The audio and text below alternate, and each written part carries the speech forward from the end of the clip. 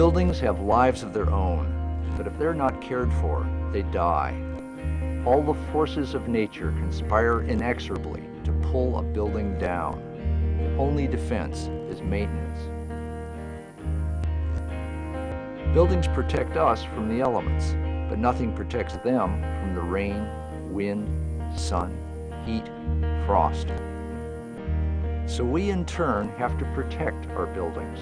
There's no material, no design that can long survive the accumulated effects of neglect. People don't want to do maintenance for perfectly understandable reasons. There's nothing positive about it, just expense and hassle and nothing really gained. After years of nagging, you finally refinish the floors, hire the roofers, replace the damn heating system, and what have you got? You're back to square one, big deal. And yet, the issue is core and absolute. No maintenance, no building.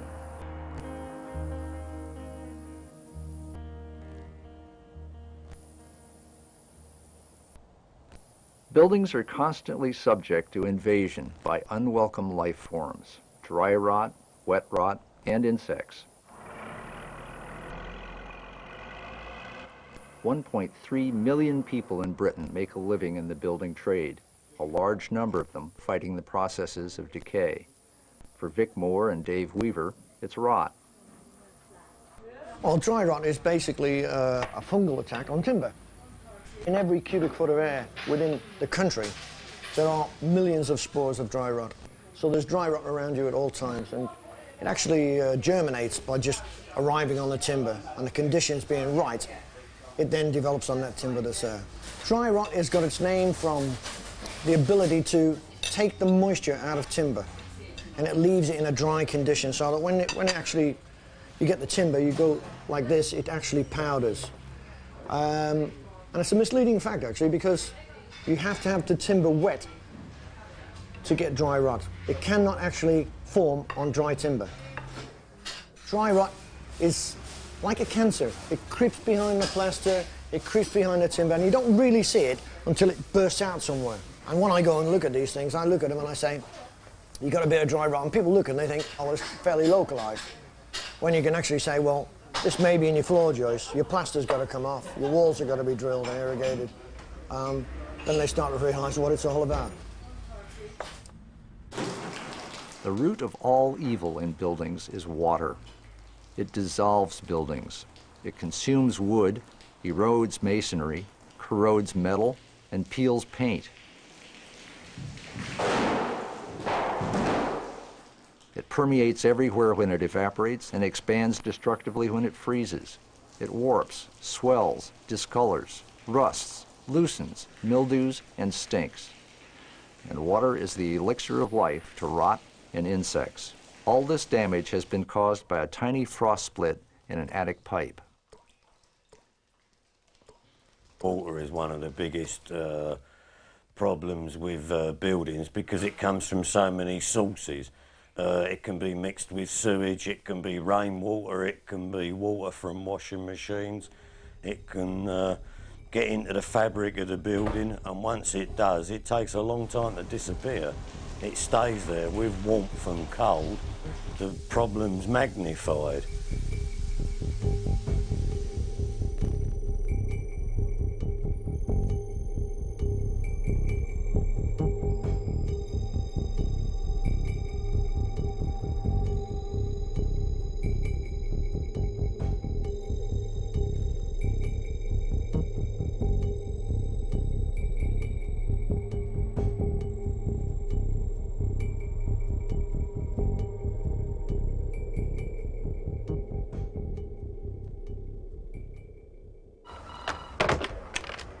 Lambeth Housing Emergency, Samantha speaking. Can I help you?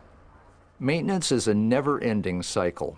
No one knows this better than a South London Council's emergency response team.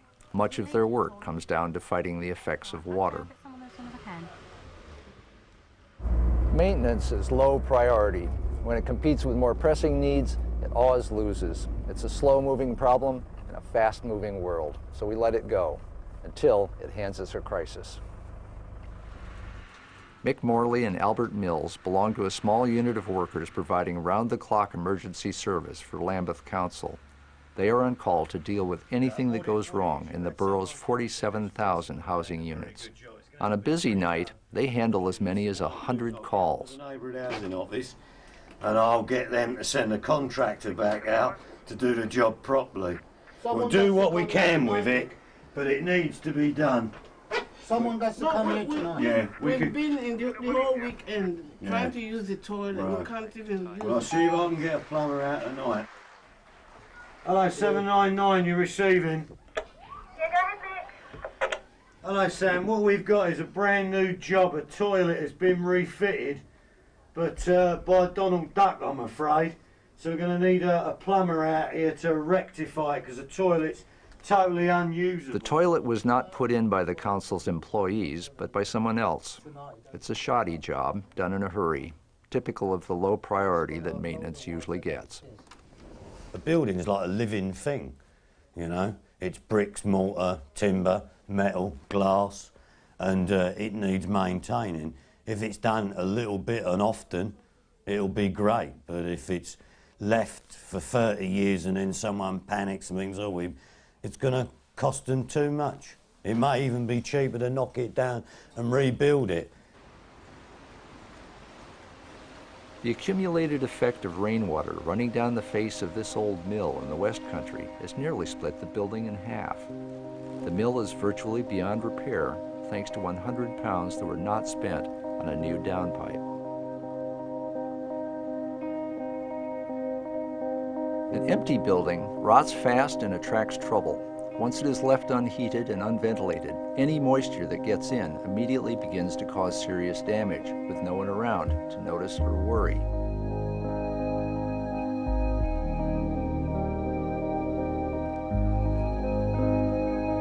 Just one loose roof tile can kill a whole building. The wind gets in and starts lifting the other tiles. Once the roof is open, water pours in, causing the walls to bow outward, and the house begins to collapse. People can be as destructive as weather to empty buildings. Squatters know better than most about the netherworld of semi-abandoned housing.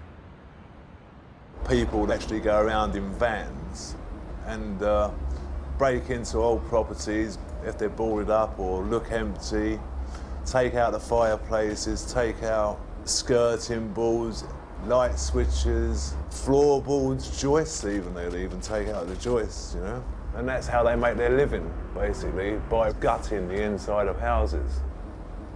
I've actually woken up and found people like knocking down walls in the property that I've been staying in. Like, you know, I was up on the top floor, I heard loads of banging, come down, and there was this guy taking out a bay window. I was like, what the hell are you up to, man? There's people living in this property, you know? The most important thing for the health of a building is its roof. This is where the water comes in. This is where the sun and weather blast the building. And this is where we seldom come, so we don't see how bad it's getting. Most buildings these days have flat roofs. Flat roofs always leak. And the worst of it is you can't tell where the leak is, so you wind up having to resurface the whole roof. This roof was redone 2 years ago. It leaks. Silverdale School in Sheffield is successful and popular. Built in the 50s, it has a history of severe problems with its flat roofs. Recently, matters came to a crisis for head teacher Enid Fitzgeorge Butler, and she had some tough decisions to make. I actually have one of my deputies who's responsible for the building, and he's worked here for more than 20 years. He's an extremely reliable person, and he came into my office and said that he was at his wit's end and that he would consider resigning if we couldn't do something about the building. So I said, well, if you feel like that, then let's do something about it. We've had a constant battle with damp coming in. They actually not only built flat roofs, but they put the drains from the flat roofs down the inside of the classrooms. And if there is an area of the flat roof which is leaking, then the water siphons through and can run anywhere. So you could come in the morning and the ceilings would be down in the classrooms and water running across the floor. The main problem this year was that the whole of the top corridor started leaking very badly. There were spores hanging down from the ceilings, and then on top of all that the heating broke down. So I caused a bit of a stir by sending the junior pupils home and keeping the examination pupils in. But I was determined that I would have it fixed because the place looked like an absolute slum. It was cold, it was wet, it was damp. And I don't see why young people and my teachers should be working in those kinds of conditions. Flat roofs have been the norm for most of the 20th century. Architects liked their modern look, and they were cheap. Milton Keynes, built in the 70s, was flat roof city, and the local council had to convert many of them to pitched roofs. The city's Bean Hill estate was designed by a young architect named Norman Foster. My old man is a football fan, his brain is turning wrong. Play, play, play, all the bally day, he's at it all the whole night long. He wakes me up in the middle of the night, just when I'm in clover, blows a little whistle in my ear and shouts, half time, turn over. When I came in 1975 to look at these places, they were, well, as I say, it was just like Dodge City. Bare, nothing, just square houses, just square, look like prefabs. Yeah, they reminded me of a holiday camp plus a barracks, army barracks. But the insides were ideal. The insides were beautiful. But when the winter come on, we found there was quite a lot of problems. The rain was terrible, the noise of the rain, you know, on the flat roof. And then we found in all the rooms, as you can see from all these pictures, the different condensation and these buckets we had to put all over the house. And then they decided that they would put new windows in. They put new windows in to try and solve this problem of condensation. That didn't work. Then they put fence in the windows. That didn't work. New letterboxes in. That didn't work. So then they decided, mind you, we had to fight for this. We kept complaining and we fought for it, and then they decided that they would put new roofs on, which they did. And from then on, things have improved. These roofs are ideal now. Them flat roofs are no good whatsoever.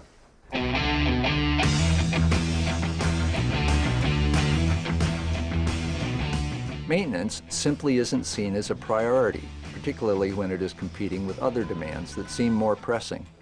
The Sheffield Town Hall extension is a 70s building, still living on a 70s style budget. To keep the original acres of nylon orange carpet going, the cleaners have to water it to keep the static down. Go downstairs to the housing office and you see the reason why. People are lined up just to get a roof over their head. Neglecting maintenance doesn't just affect buildings, it affects people, even their health. The hidden cost is enormous, social as well as financial. The Rashid family occupies a 3-bedroom flat. Life there is a constant struggle against leaks, condensation, and damp.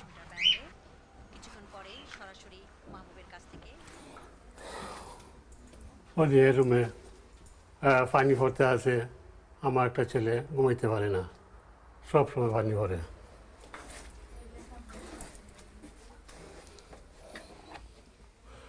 এই রুমে সব কাগজ উঠাইতে আছে আর এখানে থাকা খুব অসুবিধা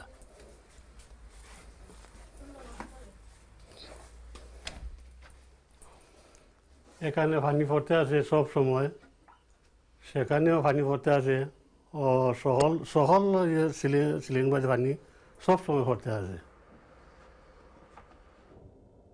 You might think they're in the developing world somewhere, but they live in Stepney, London. When a team led by Dr. Peter Ambrose of the University of Sussex studied the 45-year-old housing blocks where the Rashids live, they found some sections that were practically uninhabitable thanks to poor maintenance. The team recorded high rates of asthma and other respiratory illness, as well as mental health problems. The study attempted to quantify the cost of the medical, police, and education time it took to treat the ill effects on the occupants caused by their housing. Ambrose's team estimated that just 5% more money spent at the construction phase of the building could have averted most of the maintenance problems.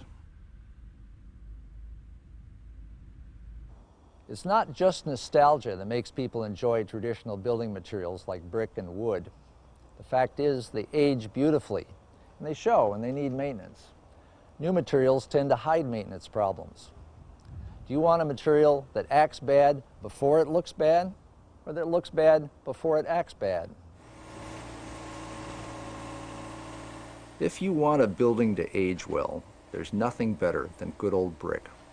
For 8,000 years, it has been a superlative building material. It's just fired clay, but it's very strong and highly adaptable.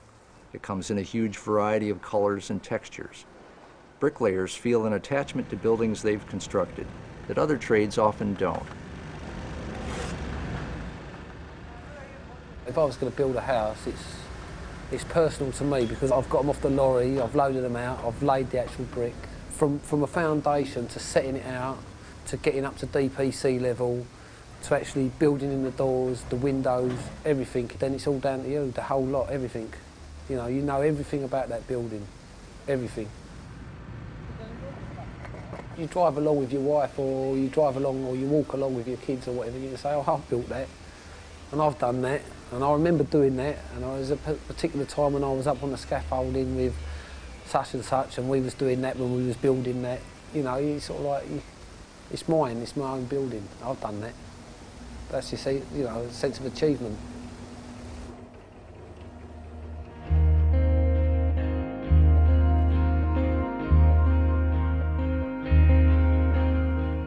Bricks manage time beautifully. They can last nearly forever. Their rough surface weathers handsomely in a way that keeps improving for centuries. These bricks are Roman. A further advantage is that brick is easily recyclable. Many a medieval English structure prominently displayed its recycled Roman brick.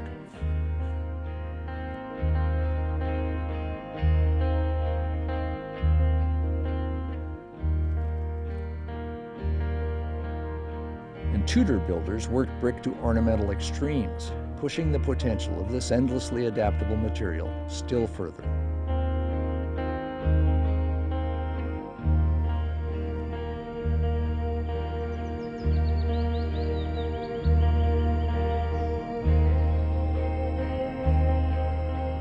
What you want in building materials is a quality of forgiveness.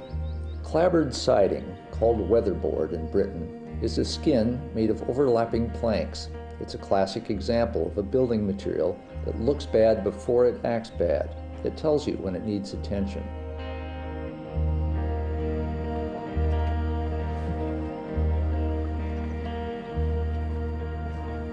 The northeastern United States was called New England because that's what it was. Villagers from Essex and Suffolk brought traditional building practices there with them. As New Englanders, they turned clapboard into a high art.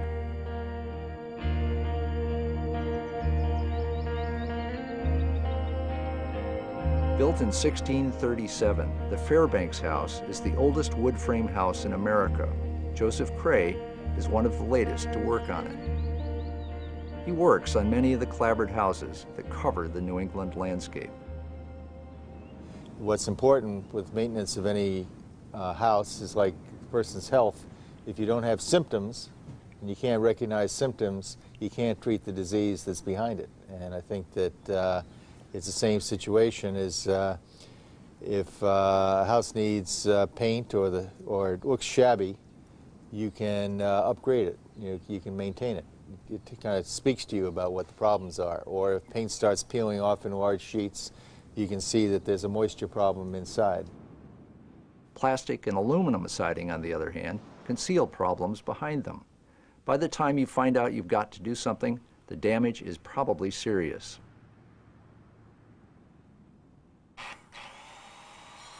Clapboard expands and contracts comfortably with temperature extremes. It lets water vapor through, and it's easy to replace piecemeal. That's why I stopped there. I said, Yeah. I expect it to go at least to 11 to 12 feet. If properly maintained, there's no reason why original clapboard can't remain on a house for a couple of 100 years or more.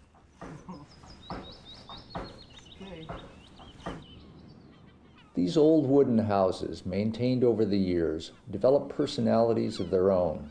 The sense of continuity is palpable.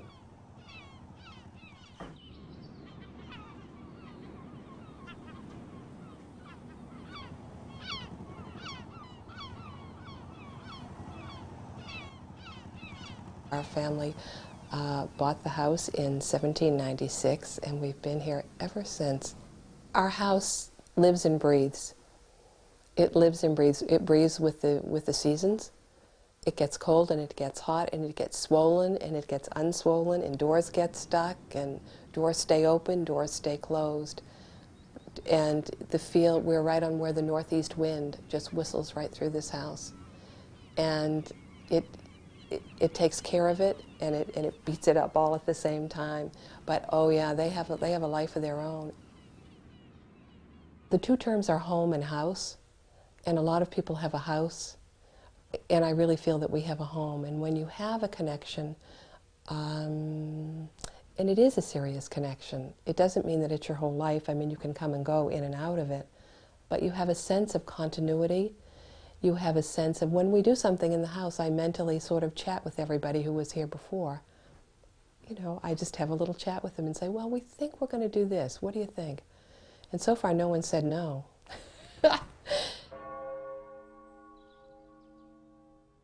Wood is an adaptable, renewable material, but it does require vigilance. At Bishopston Church in Wiltshire, the building's very survival is threatened by beetles.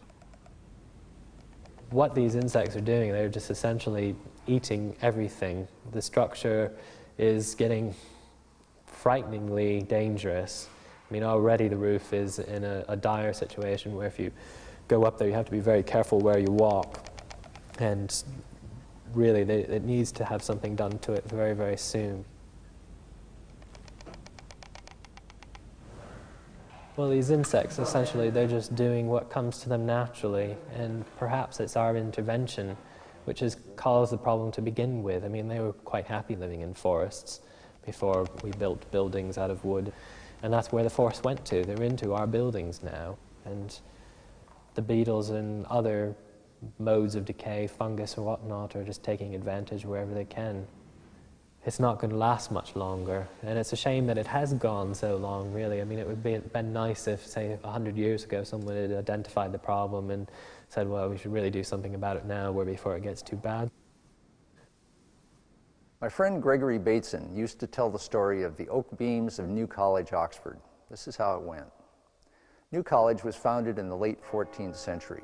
It had, like other colleges at Oxford, a great dining hall with oak beams across the top. These might be 2 feet square, 40 feet long. A century ago, some busy entomologist poked at the beams and discovered that they were full of beetles. This was reported to the college council, who met in some dismay, because where would they find beams of that caliber nowadays? One of the junior fellows stuck his neck out and suggested there might be some oak on the college lands. So they called in the college forester, who of course had not been near the college for years, and asked him about oak. And he pulled his forelock and said, well, sirs, we was wondering when you'd be asking. On further inquiry, it was discovered that when the college was founded, a grove of oaks had been planted to replace the beams in the college hall when they became beetly, because oak beams always become beetly in the end. This plan had been passed down from one forester to the next for 500 years. You don't cut them oaks, them's for the college hall. A nice story. That's the way to run a culture.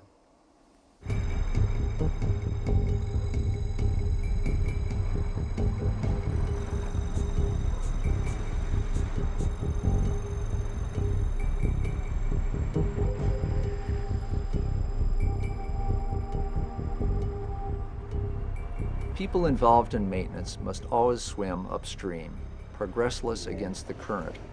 The best satisfaction they can get from their work is to do it well. The measure of success of their labors is that the result is invisible, unnoticed. Thanks to them, everything is the same as it ever was. Yeah, it's staying watertight. Basil Pilgrim, a builder who specializes in timber frame houses, can trace an unbroken line of builders in his family back to 1810. They all lived around the same Suffolk village. He's hoping that his grandson will keep the tradition going. I started working with my father when I was 14, and I was very keen to learn. I think that must have been in my blood. I've got 2 grandchildren, Robert and James, and they both seem as though they're going to carry on in the building trade, which I'm particularly pleased about. That house we looked at, they state that's built around 1450. That's been thoroughly overhauled by us. Everything has been done to it. It's been damp-proofed, the timbers have been treated. There's no reason why that house shouldn't stand there, well, you can say for another, well, a few hundred years, no problems at all. Main thing, as I've always maintained, you keep it dry at the top, keep the water out, good damp-proof course at floor level, stop the dampness from rising, keep it dry at the top, keep it dry at the bottom, that'll last forever.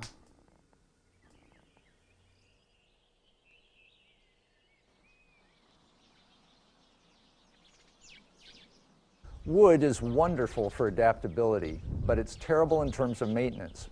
The great exception is timber frame buildings, because their wood structure is protected from the weather, it's massive, and it's exposed. Air and eyeballs can get at it to keep it dry and inspected.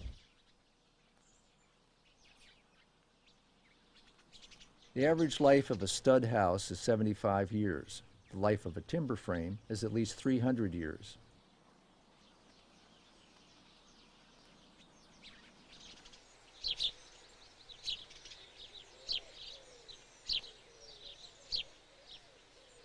The romance of maintenance is that it has none.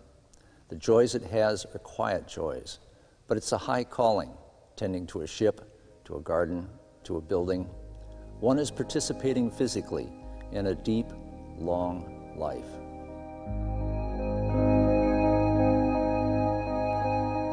Next week, the series will conclude by examining how different kinds of buildings and different parts of buildings change in different ways and at different speeds, from cathedrals to department stores. How do buildings that survive the centuries develop and change over time? What makes a building come to be loved?